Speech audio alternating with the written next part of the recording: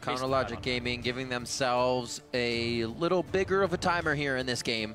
It's not just going to end at 30 minutes for them if they're not ahead in this one. But hashtag TL win or hashtag CLG win if you know what's good for you. We'll update them or we won't. We just see. Yeah, and depending on the communication, there's a lot of superstition going on here. Xmithie's probably been calling out where's Dardoch, so Darshan wouldn't expect this. Burns flash right away. He marked him too, so kind of a dead giveaway at that point. Hey, the mark could be a fake out. Yeah, but the Poppy's charging me and I'm getting marked. What's going on? Yeah. Yeah. Doesn't have a smite up though, so wouldn't matter if they do fight. But he's on this side. He's here first. But he's gonna get root.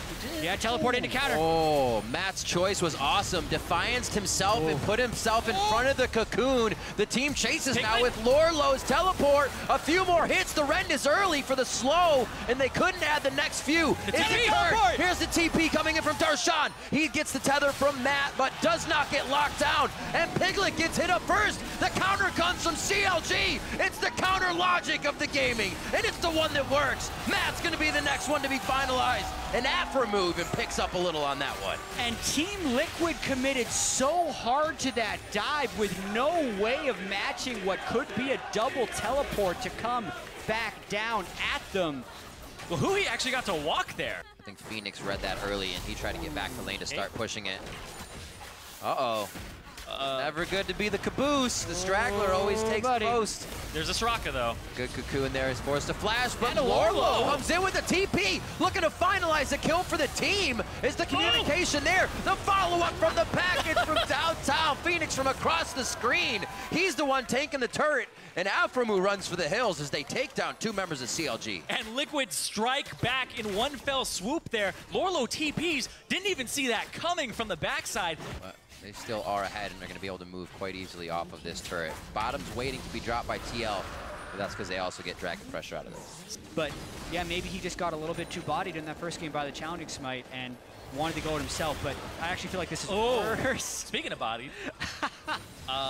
Cash curse, I'm sorry. Sorry, guys. Didn't even get to use respite at that point. Yeah, chain's done. He had help. He had the assistance. I didn't even get to use my eyes, it was so fast. Yeah. Because of the wards.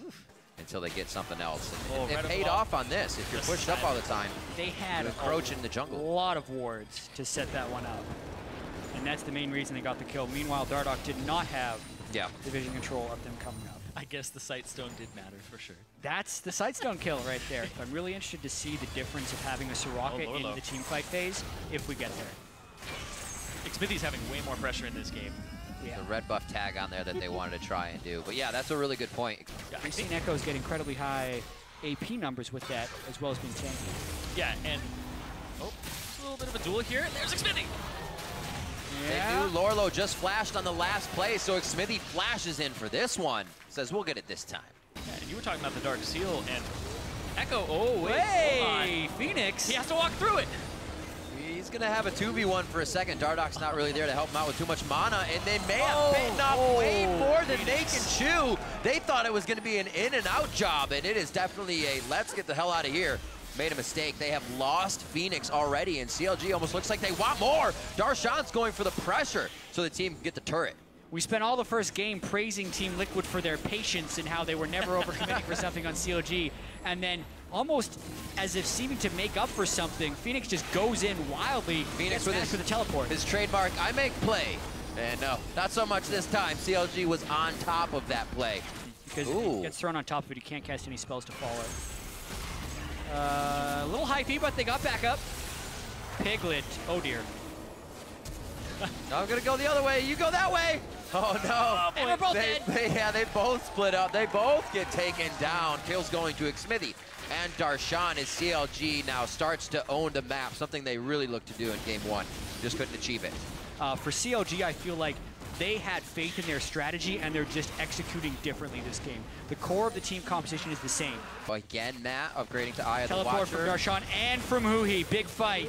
Lourlo teleport up as well. That's going to be in the mid lane. Dardoch. Dardoch goes bye-bye. Oh, this is huge for no CLG. Ultimate from Kindred on this. Piglet's going to get hit. Matt can't help him with enough Defiance Shield, and it looks like they are once again scattered. CLG has not found Liquid, and this is a good thing, in a grouped fight. They're always getting one or two. They're picking them off and then doing what they want. Or they did not have tank line set up. CLG could teleport him behind them, and now they're forcing this Baron with confidence. I mean, he's Ekko, so if he plays it right, he's got 2 lives. Yeah. Oh, looking for Xmithie.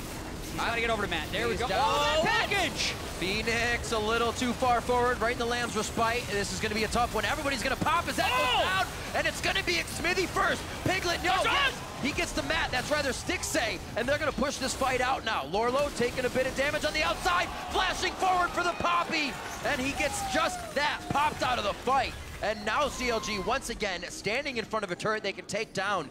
And Huhi feels he can add even more pressure to this, so Team Liquid's going to be forced to back and possibly even now give up an inhibitor turret. With the Baroned up team, CLG going hard. Stixxay under the turret goes down, but in a valiant effort, his team looks to clean up this fight.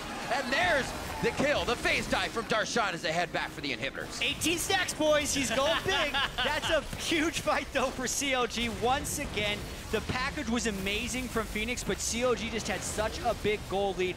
And I actually did not like Dardoch's ultimate in that fight. I felt like it actually kept CLG alive more than it did Team Liquid. And this is almost the inhibitor for CLG on. Oh, Afro. Oh, that's the shield. Making him clench, goes down, aphromoo falls to the floor, and it is going to be Liquid trying to repair the base now. They're gonna have to stop the bleeding. Counter Logic Gaming so strong in these fights. Sitting on a 10,000 gold lead, CLG's biggest so far. There they go. Series, it looks like it could be the ending gold lead. A Fate's Call forced to come out pretty much because Piglet went down so fast. And now they're gonna be on to the rest of the team and turrets. It's just which one they decide first. Taking a bit of damage. Locket goes out so they can mitigate it, and now they're going to be in. Whoa. A good hit coming out of Lourlo could really defy this. Taking the base. Darshan's very low. Huhi will fall on the backside to Dardoch in the end of this one.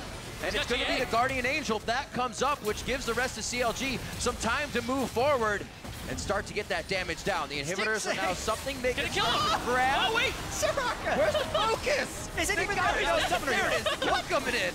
What a mess inside the base. CLG figures we actually need to just get the objectives here. It is about 40 seconds on the clocks for the death timers. So they do have a bit of R&R to deal with, but Matt's not going to let them wait too long. Apologies, tilted by the Soraka. Just expected the heals to come in early. It was actually a summoner heal that kept him alive, but what a chaos. We're going to set up a split push right here, which is going to be, I think, mostly unanswerable for Team Liquid. Team Liquid's going to try and push to 4v5. Darshan's teleporting in from the backside. Oh, but Dardoch got rooted so far forward. Lamb's Respite is down. Xmithie is right in the front, and they're going to pop Dardoch immediately. There goes Matt. Next falls Phoenix, and it just collapsing like dominoes. Piglet's going to be the next one. Lourlo tries to hammer one home, but he misses through. And they're going to hit the nail in the coffin. CLG takes down the final member of Liquid, and they're going to finalize this game. And without missing a beat, CLG back on their feet. They're going to even up the series 1-1, but it's going to take them a bit to close it out. They need these minion waves. And yeah, you could see the setup on that play was Team Liquid had very few options, so they went all in. You can't fault them for the end of this game, but CLG with a much stronger performance here in Game 2 to even the series and make it basically a best of 3. Absolutely, a much better game coming in from Counter Logic Gaming. Much more definitive in the win, and they take Game 2 over Team Liquid.